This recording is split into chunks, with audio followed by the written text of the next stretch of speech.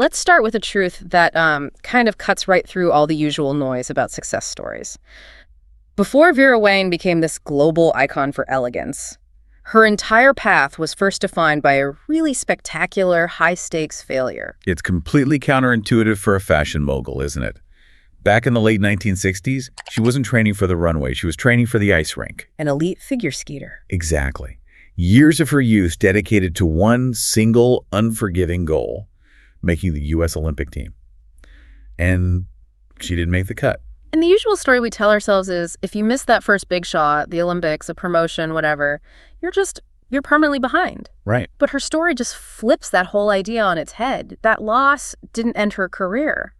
In a way, it ended the wrong one. That's a great way to put it. The sources really suggest that the failure acted as this necessary filter. It stripped away the need for fast athletic validation. And cleared the way for something else entirely. Something far more durable.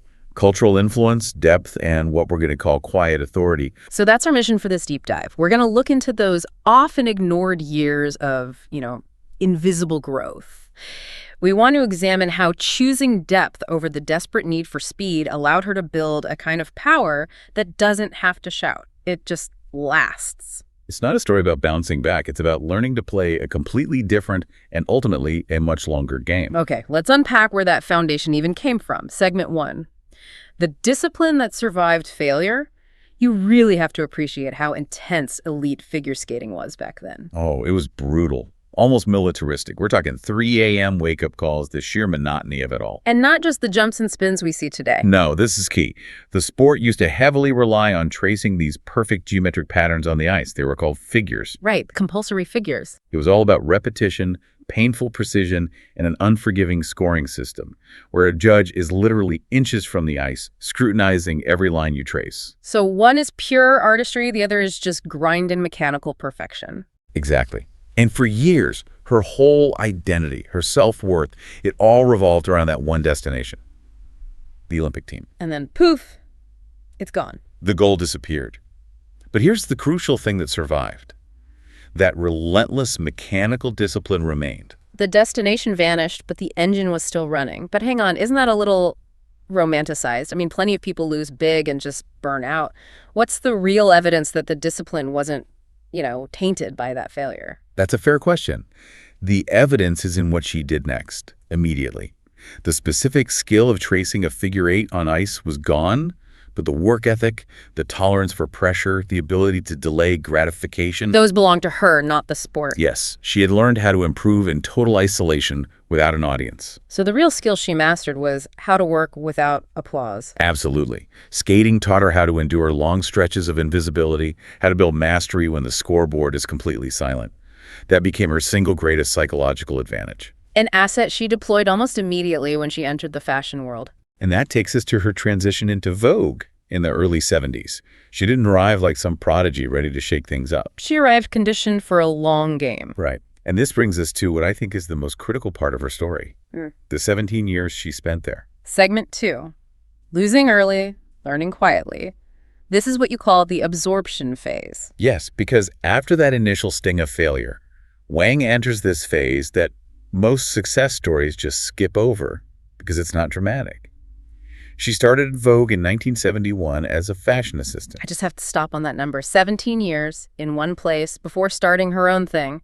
In today's world, that would look like stagnation. It would. It would look like you were standing still. So what was she actually doing for nearly 2 decades? She was learning the system from the inside out. Her roles grew, of course, but her main function was just proximity. She was surrounded by people chasing bylines, chasing recognition. And she was doing something else. She was learning how taste is actually formed, how authority is earned, how power in fashion, especially during that golden age of magazines, very rarely announces itself. So she was basically in a masterclass, learning the mechanics of cultural influence, not just how to sew a dress. That's it exactly. She wasn't just reading the magazines, she was in the room, watching the editors shape the trends before anyone else saw them.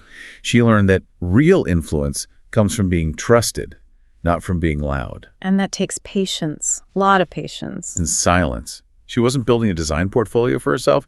She was building an intellectual map of the entire aesthetic market. Which is the danger zone we talked about. 17 years with no external proof that you're winning.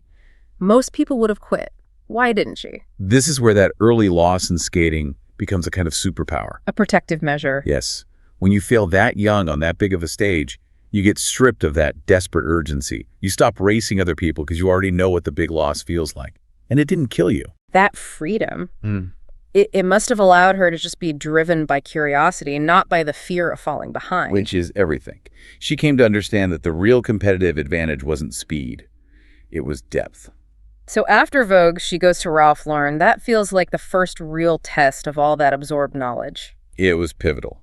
She moves from being a senior fashion editor defining taste to being the design director for accessories at Ralph Lauren, a huge commercial powerhouse. So she's taking that 17 years of editorial knowledge and applying it to mass commercial execution. She was finally learning how to monetize all that quiet understanding. She wasn't preparing to win quickly, she was preparing to win correctly. By the time she was done, she wasn't just a designer or an editor, she was a strategist. She had quietly accumulated every single piece of the puzzle, while everyone else was busy chasing the headline of the moment. And this is where it all comes together. Segment 3, the real race, meaning over speed. It's 1990, Vera Wang is almost 40. She's deeply experienced, highly connected, but to the public, pretty much invisible. And that is the moment she chooses to launch her own bridal label. Which honestly sounds like the riskiest possible move. 40 is considered late to be a founder, and bridal wear. It was seen as the sleepy, boring corner of high fashion. Safe. Rarely trend-setting. The skepticism must have been huge. So why then? Why that? Because it was a conscious, strategic choice. It was driven by her core insight. She realized that speed creates attention, and attention is fleeting. But meaning? But meaning creates endurance, and endurance is permanent. Okay, break that down for us. Why was bridal the perfect vehicle for endurance? Well, think about high fashion. It runs on an exhausting cycle. Yeah. Last season's hit is next season's irrelevance. You're in a constant sprint. Right. Weddings are the opposite. They're about ritual, memory, symbolism. They evolve very, very slowly across generations. A wedding dress has to hold up in a family photo album for 50 years. So she wasn't designing for a trend cycle. She was designing for permanence. The dress itself becomes a vessel for a memory. Precisely. It's an echo of that physical precision from skating, but now it's emotional precision. Her first designs rejected all the fussy, over-the-top stuff from the 80s.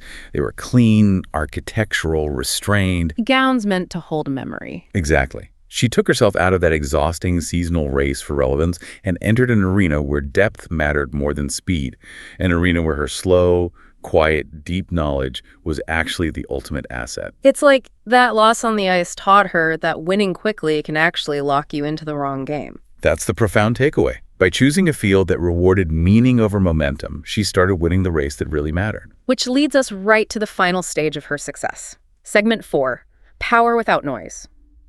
As her name becomes synonymous with elegance, she stays quiet. She's not provocative. She's not trying to dominate headlines. And yet her influence just keeps expanding. It's the definition of quiet authority. I mean, look at the rest of the fashion world. So many designers chase attention through shock value or constant reinvention. But Wang built her power through consistency. And restraint. When celebrities and tastemakers chose her gowns, it wasn't because they were the trendiest thing that season. It was because the brand had become a symbol of trust, of permanence. It's the difference between being interesting for a season and being trustworthy for a lifetime. That is the critical distinction. Attention fades. Standards endure. By refusing to chase fleeting trends, she got to become the standard. She wasn't reacting to the industry anymore. No, she was setting the emotional baseline for what modern elegance should even feel like. That is soft power at its absolute highest level. And that kind of power is almost impossible to compete with, right? You can copy a design, but you can't manufacture decades of cultural trust overnight. That legitimacy is her real moat. It's what allowed her brand to scale into fragrance, home design, everything else. They aren't random. They're all extensions of that core promise. Taste over noise, meaning over momentum. She never had to raise her voice. The world just leaned in on its own. So if we synthesize everything from this deep dive, Vera Wang didn't win youth or speed or early validation. She won depth. She won an endurance. The lesson is about running the right race. Most people suffer because they're in a race that rewards the wrong things. Visibility over substance, speed over depth.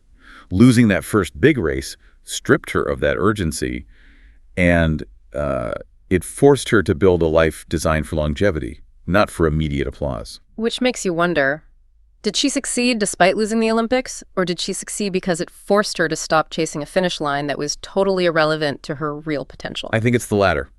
Winning early can lock you into a shallow game. Losing early can release you into a much deeper one. And that brings us to the final thought we want to leave you with. What if the race you are so desperate to win right now isn't actually the one that's meant to define you? If you feel like you're behind, just remember her story. You might not be late. You might just be early in a race that takes a lot longer to reveal its winners. And that quiet advantage, that ability to build mastery when the scoreboard is silent, that might be the greatest asset you have. Something to think about. What disciplines survived your own failures?